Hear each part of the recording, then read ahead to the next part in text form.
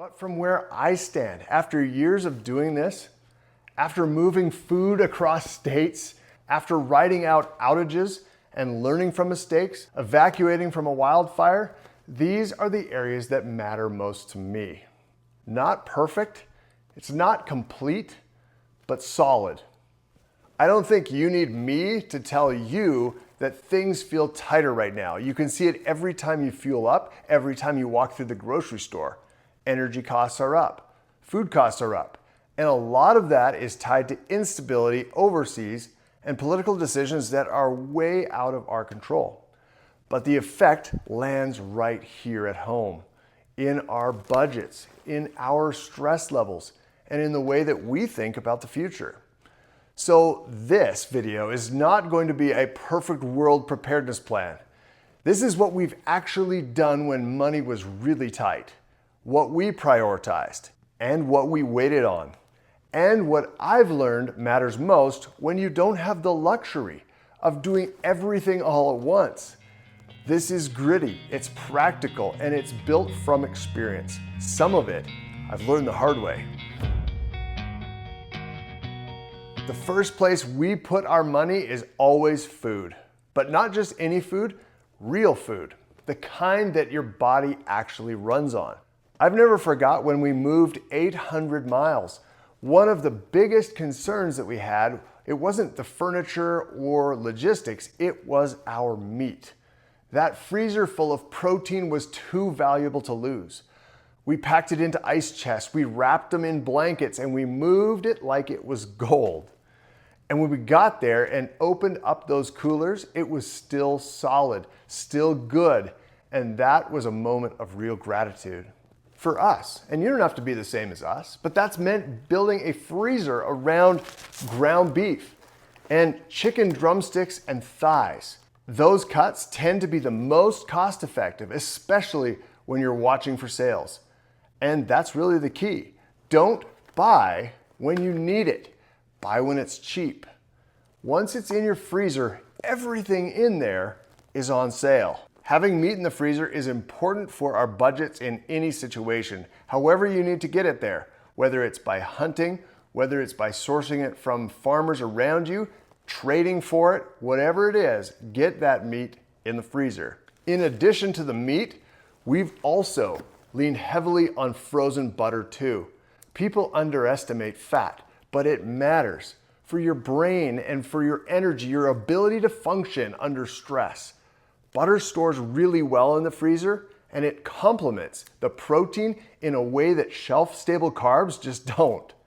We also keep shelf-stable fats like ghee and tallow on hand. If the freezer goes down or space is limited, they become critical.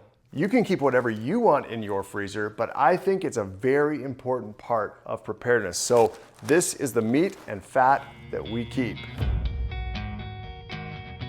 As we've been talking about freezers, we really need to talk about electricity because most freezers run on electricity.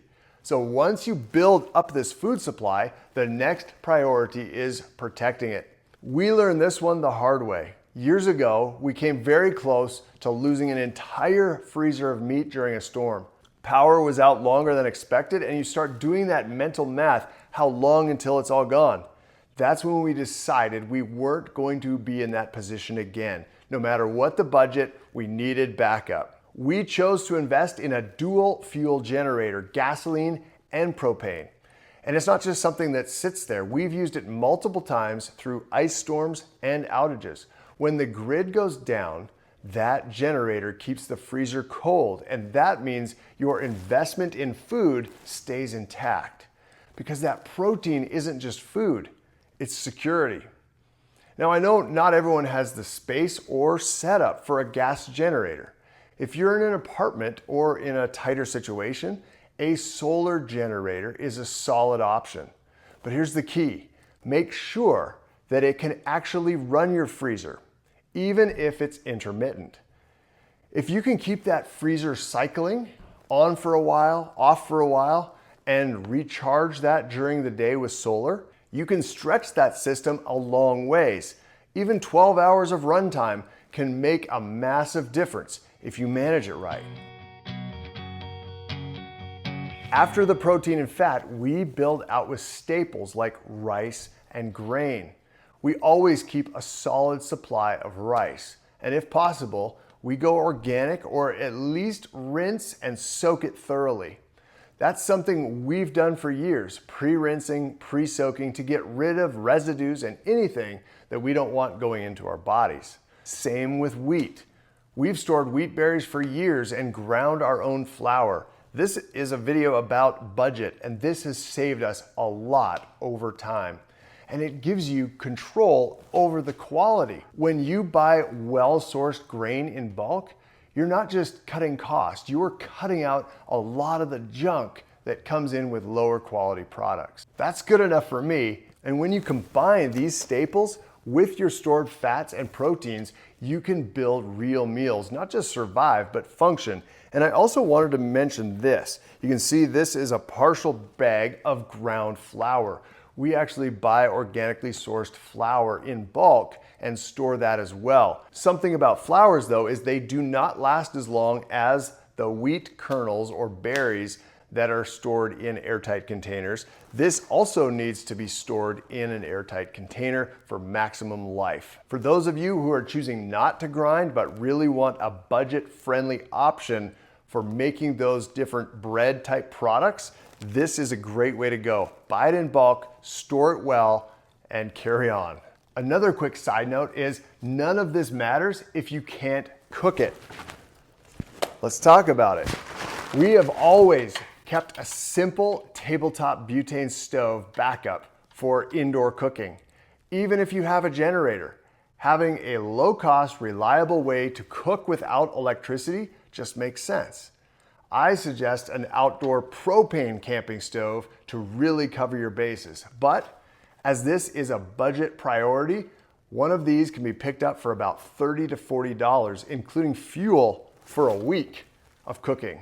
And now a side note of a side note, I mentioned generators, but I forgot to mention fuel. You need to have fuel to run that generator for maybe a long time, like weeks, maybe even a month. I would have that much fuel. So you need to store that well, be able to rotate it, label it. You can see this has a label on there, and use a fuel stabilizer to keep that good over a year. Light is just one of those things that you don't think about until it's gone. We've lived through a stretch where the power was out for days when we were in town. It gets dark in a way that changes how people act. The police would patrol occasionally, which helped, but it wasn't constant. So I took it upon myself to be visible.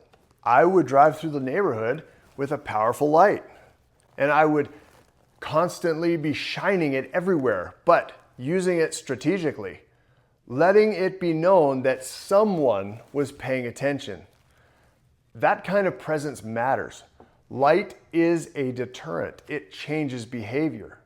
And it's not just about fear, it's about awareness. When people know that they can be seen, they think twice. Lighting is a big topic, and you can see here's a couple different flashlights that are very powerful, and you can see there's a kerosene lantern up in the corner that we always keep a few different kerosene lanterns. We also have electric lanterns. We also have solar powered security lights around the outside of the house and in the yard. So we can see really well what's going on, and a lot of those are motion sensors, some are not, but they really give us a view of what is going on. Light is important. This next one is really important, and you might be asking, well, why do you have a package of socks up here? Well, clothing doesn't get talked about enough in preparedness, but it really should. So we have made it a habit to buy ahead, especially when things go on sale. Underwear and socks, durable pants and shirts. The basics that you don't want to be scrambling for when the supply chains get tight or money gets tighter. With kids, this becomes even more important. We'd buy the next size up if we found a good deal and then rotate those clothes in as they grew. That practice alone has saved us a lot over the years, and we have used thrift stores heavily for outerwear, pants, and shirts. And you can find solid, durable pieces for a fraction of the cost. underwear and socks. Now those we buy new, no shortcuts there. Water could easily be number one on this list. We've lived in a place where the water wasn't right. Before the issue got fixed, it made us sick. And once you go through that, you don't look at water the same way again.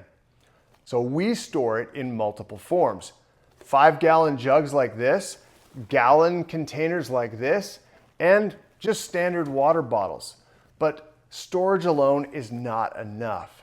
You need multiple ways to filter and purify, because water isn't optional. It's immediate, and when it's compromised, everything else falls apart. This one doesn't get talked about enough until it's too late. Have enough cash on hand to cover at least a month of housing, rent, mortgage, or whatever that looks like for you. Because when things are tight, it's not always a full collapse.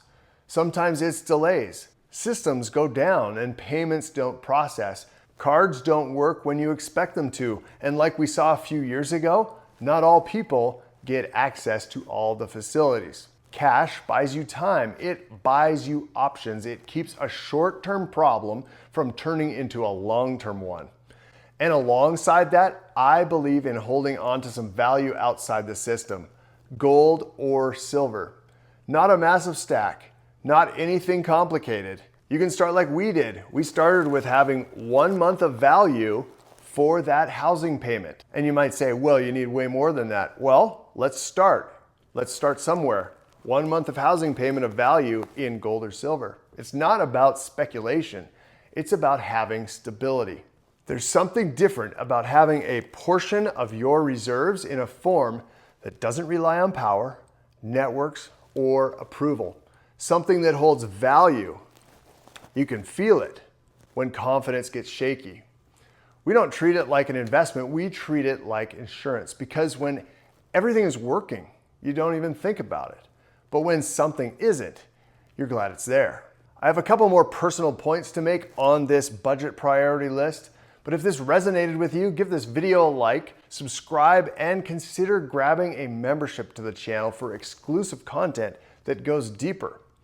Also, you can grab this free resource that I've made for you in the description. There you'll find links to my Amazon preparedness list and my trusted freeze-dried food provider. There's links to save some money. This 18-page guide is how to build a go bag for you and also all your family members for a workable system that makes everything happen in an emergency. It's free, just go to the description to get it. This isn't just a YouTube channel with a bunch of fluff on it. This is our actual life and things that we do.